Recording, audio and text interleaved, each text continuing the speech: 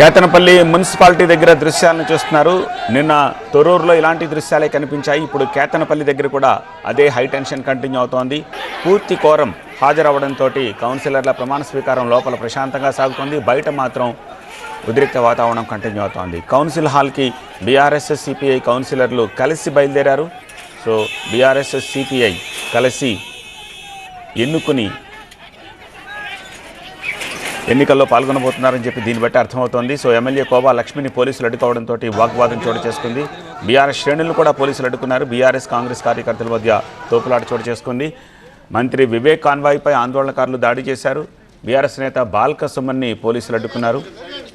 ఈ నేపథ్యంలో పోలీసులు బీఆర్ఎస్ శ్రేణుల మధ్య వాగ్వాదం తోపులాట చోటు చేసుకున్న దృశ్యాలని చూస్తున్నాము. పోలీసులపై సైతం రాళ్లదాడి చేశారు ఆందోళనకారులు.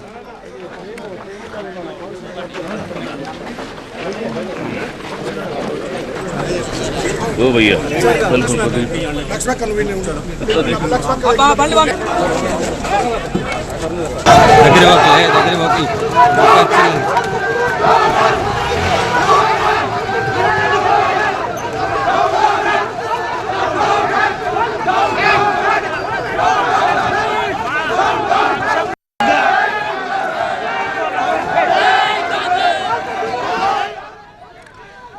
మళ్ళీ ఒకసారి మా ప్రతినిధి నరేష్ అక్కడే ఉన్నారు. డీటెయిల్స్ తెలుసుకోవడం కోసం లైవ్లో కాంటాక్ట్ చేద్దాం. నరేష్, ఏమిటి సిచ్యువేషన్? ప్రస్తుతం ఏమైనా కంట్రోల్లోకి వచ్చిందా? బయట ఎలాంటి వాతావరణం కనిపిస్తుంది? ప్రమాణ స్వీకారం పూర్తయిందా? ఎన్నిక ప్రారంభమైందా? ఇంకా బయట టెన్షన్ వాతావరణం కంటిన్యూ అవుతూనే ఉంది. రైల్వే ఫ్లైఓవర్కు ముందు భాగంలో ఉన్న కేతన్పల్లిలోకి ఎంట్రీ వచ్చే ప్రధాన రహదారి ఏదైతే ఉందో అక్కడ బారికేడ్లు ఏర్పాటు చేశారు. అక్కడ పికెట్ పాయింట్ ఏర్పాటు చేశారు. దాదాపుగా 200 మంది పోలీసులు మోహరించారు. అటు బీఆర్ఎస్ ఇటు కాంగ్రెస్ నిరసనకారులు ఆందోళనలు చేస్తున్నారు. లోపలికి అనుమతించాలి. మున్సిపాలిటీ కార్యాలయం ఏదైతే ఇప్పుడు మన ఈ చైర్మన్ ఎన్నిక జరుగుతుందో ఆ ఎన్నిక సెంటర్ వద్దకు అనుమతించాలంటూ చెప్తున్నారు. మేమంతా స్థానికులం లోపలికి ఎందుకు అనుమతించాలని చెప్తున్న పరిస్థితి కనిపిస్తుంది. ఓవైపు రాళ్ల దాడి జరిగింది, మరోవైపు లాఠీచార్జ్ జరిగింది. అయినా కూడా ఇంకా టెన్షన్ వాతావరణం కంటిన్యూ అవుతూనే ఉంది. లోపల నుండి ఫలితం బయటకు వచ్చేంత వరకు ఈ టెన్షన్ కంటిన్యూ అయ్యే అవకాశం ఉంది. బీఆర్ఎస్కు అనుకూలంగా వస్తే కాంగ్రెస్కు సంబంధించిన శ్రేణులు ఆందోళనను ఉధృతం చేసే అవకాశం ఉంది. కాంగ్రెస్కు అనుకూలంగా వస్తే బీఆర్ఎస్కు సంబంధించిన శ్రేణులు అంత స్థాయికో పై స్థాయిలో ఉధృతంగా ఆందోళన చేసే అవకాశం ఉంది. మాజీ ఎమ్మెల్యే బాల్క సుమన్ అక్కడే ఉన్నారు. బీఆర్ఎస్ శ్రేణులు దాదాపుగా 200 పైగానే బీఆర్ఎస్ శ్రేణులు అక్కడ ఆందోళనలు చేసేందుకు సిద్ధమవుతున్న పరిస్థితి కనిపిస్తుంది. ఈ 22 కౌన్సిల్లకు సంబంధించిన కౌన్సిలర్లు ఎవరైతే ఉన్నారో వాళ్ళు కోర్ మొత్తం వచ్చింది. ఎక్సాఫీషియోకు సంబంధించి మంత్రి వివేక్ గడ్డం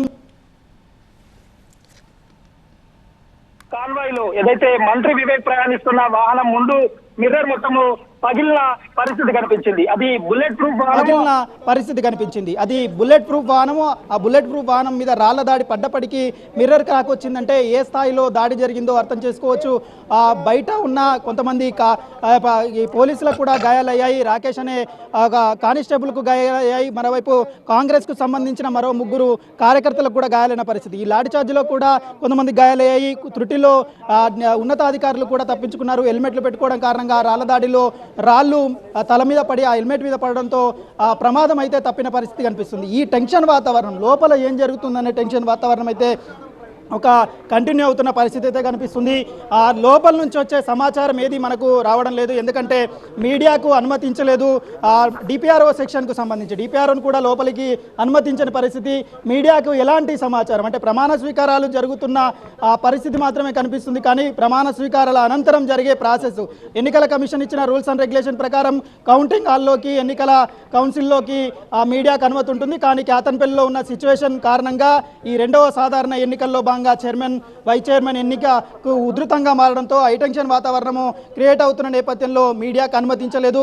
లోపల ఎవరి వైపు మద్దతు తెలుపుతారు? బీఆర్ఎస్ వైపు సిపిఐ నిలిచి పొత్తులో భాగంగా స్నేహబంధాన్ని కంటిన్యూ చేస్తుందా, లేదా అనూహ్య పరిణామాలతో కాంగ్రెస్ వైపు సిపిఐ మొగ్గు చూపుతుందా అనేది చూడాల్సి ఉంది. ఇప్పటికే ఒక క్లారిటీ అయితే వస్తుంది. కాంగ్రెస్కి సంబంధించిన కౌన్సిలర్లకు బయట నుండి మద్దతు, బీఆర్ఎస్ నుంచి ఇటు సిపిఐ నుంచి మద్దతు లభించే అవకాశం ఉందన్న ధీమా అయితే వ్యక్తమవుతుంది. మంత్రి ఇటు ఇప్పటికే మంతనాలు జరిపారు. లోపలికి వెళ్లే ముందే ఎవరైతే దూతలుగా నియమించారో, అబ్జర్వర్లుగా నియమించారో పొన్నం ప్రభాకరు, కవంపల్లి సత్యనారాయణ, వాళ్ళంతా నిన్న సిపిఐకి సంబంధించిన కౌన్సిలర్లతో బీఆర్ఎస్లో ఉన్న మరికొందరి కౌన్సిలర్లతో కూడా చర్చలు జరిపినట్టుగా తెలుస్తుంది. అందులో బీఆర్ఎస్కి సంబంధించిన 2 కౌన్సిలర్లు కాంగ్రెస్ వైపు మొగ్గు చూపుతారన్న సమాచారం అయితే అందుతుంది. కానీ అది క్లారిటా లేదా అనేది లోపల జరుగుతున్న ప్రాసెస్ పూర్తి స్థాయిలో తెలిస్తే తప్ప బయటకు పూర్తిగా ఒక క్లారిటీ వచ్చే అవకాశం లేదు. చైర్మన్ ఎన్నికలో భాగంగా మెజార్టీ స్థానాలు మ్యాజిక్ ఫిగర్ దాటేందుకు పూర్తి స్థాయిలో 14 మంది చైర్మన్కు మద్దతు తెలిపితే ఎక్స్ అఫీషియో ఓట్లకు సంబంధించి వారిద్దరిని వదిలేస్తే మిగతా వాళ్ళు ఎవరికి మద్దతు తెలుపుతారో ఆ మద్దతు తెలిపిన వారే చైర్మన్ అవుతారు. బీఆర్ఎస్కు మద్దతు తెలిపితే కాంగ్రెస్ ఆందోళన ఉధృతం చేసే అవకాశం ఉంది. కాంగ్రెస్ విజయం సాధిస్తే బీఆర్ఎస్ ఆందోళన ఉధృతం చేసి కేతన్పల్లిలో హైటెన్షన్ కంటిన్యూ అయ్యే పరిస్థితి ఉంది. పోలీసులు అయితే పూర్తిగా మోహరించారు. భద్రతను అయితే అంతకంతకు ఉంది. ఎక్కడ ఎలాంటి అవాంఛనీయ సంఘటన జరగకుండా కేతన్పల్లిలో అనుక్షణం పహారా కాస్తున్నారు పోలీసులు. 5 అంచెల భద్రత అయితే కంటిన్యూ అవుతుంది. టెన్షన్ వాతావరణం అయితే ఇప్పటికీ కంటిన్యూ అవుతుంది. లోపల ప్రశాంతంగా ఉన్నా బయట మాత్రం ఆ హై టెన్షన్ అయితే కంటిన్యూ అవుతూనే ఉంది.